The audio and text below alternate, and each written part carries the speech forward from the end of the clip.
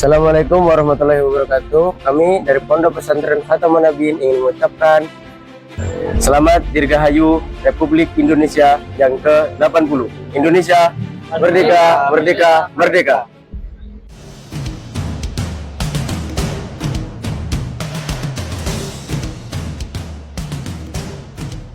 Video ini kami buat sebagai bentuk penghormatan kepada para pejuang yang telah mengorbankan jiwa dan raga mereka demi kemerdekaan bangsa Indonesia, dan sebagai pengingat bagi generasi muda bahwa kemerdekaan adalah amanah. Lewat konten ini kami ingin berbagi cerita-cerita menarik dari sejarah kemerdekaan Indonesia yang mungkin belum banyak orang ketahui. Masuk kepada fakta yang pertama, bendera yang kita kibarkan pada saat ini adalah bendera yang memiliki historis yang sangat luar biasa. Pada pagi menjelang kemerdekaan, Indonesia itu belum memiliki sehelai pun bendera nasional yang resmi. Tidak ada protokol, tidak ada perlengkapan kenegaraan, bahkan tidak ada anggaran untuk mempersiapkan simbol kenegaraan.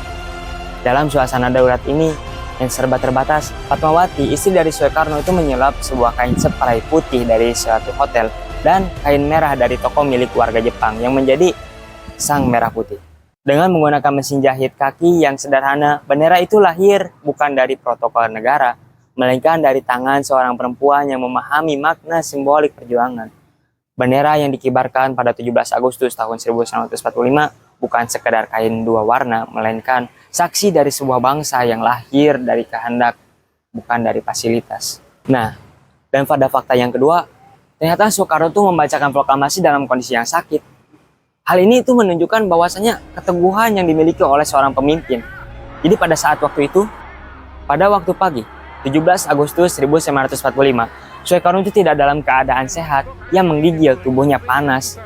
Dan dokter pribadinya pun mengatakan, ia terkena malaria. Namun sejarah tidak menunggu hingga pemimpinnya sembuh. Dalam kondisi fisik yang lemah, Soekarno tetap bangkit, mandi, mengenakan jas putih, dan berdiri di serambi rumahnya untuk menyatakan kemerdekaan Indonesia. Tindakan ini melampaui retorika.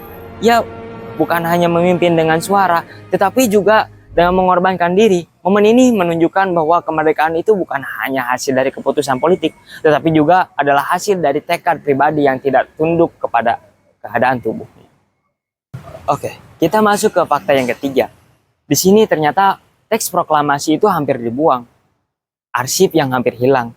Teks proklamasi kemerdekaan yang ditulis tangan oleh Soekarno adalah dokumen yang tak ternilai. Namun sejarah mencatat ironi.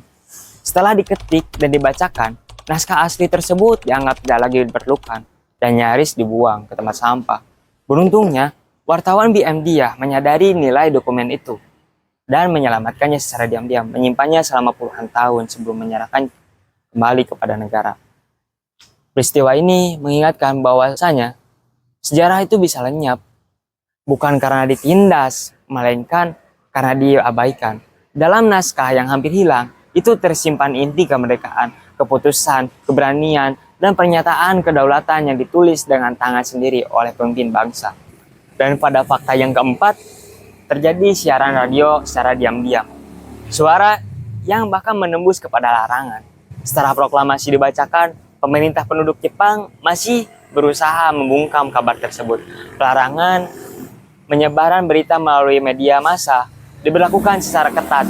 Namun para pemuda dan petugas radio Domei menolak tunduk. Pada malam hari, mereka menyiarkan berita kemerdekaan secara sembunyi-sembunyi. Tindakan ini mungkin memiliki resiko yang tinggi, sebab siapapun yang tertangkap bisa dikenai hukuman berat. Namun berkat siaran tersebut, kabar kemerdekaan menyebar ke berbagai daerah di Indonesia lebih cepat dari yang diperkirakan.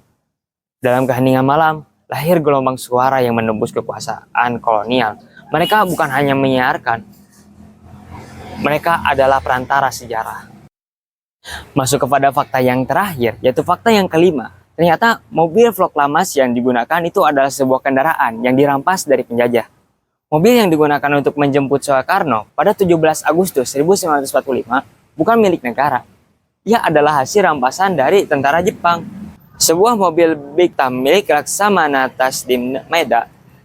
Para pemuda mengambilnya, lalu menggunakannya untuk mengantar proklamator ke Pengasaan Timur 56. Tindakan ini memiliki makna simbolik yang kuat, alat milik penjajah, dijadikan sarana untuk menyatakan kemerdekaan dari penjajahan. Sejarah seringkali terukir bukan oleh apa yang dimiliki, tetapi bagaimana suatu itu digunakan secara berani dan tepat pada waktunya. Jadi, dari 5 peristiwa tersebut menunjukkan bahwasanya sejarah Indonesia itu bukan hanya sekumpulan tanggal penting dan pidato megah, tetapi juga terdiri dari keputusan-keputusan kecil, tindakan berani dalam sunyi, serta aktivitas dalam keterbatasan, dari kain seperai hingga naskah yang nyaris hilang, dari suara radio yang ditekan, hingga mobil yang dirampas langsung. Semua ini menyusun mosaik perjuangan bangsa ini. Jadi kemerdekaan Indonesia itu bukan lahir dari hal-hal yang sederhana. Kemerdekaan Indonesia bukan produk dari kekuatan besar, tetapi hasil dari kemerdekaan kolektif, keberanian individu, dan tekad untuk kemerdekaan. Walaupun tanpa adanya sarana, maka mengenang kemerdekaan itu seharusnya bukan sekadar ritual tahunan, melainkan perenungan mendalam atas nilai-nilai menghidupkannya. Merdeka tidak hanya berarti bebas dalam penjajahan, tetapi juga bebas dari sikap lalai terhadap sejarah sendiri.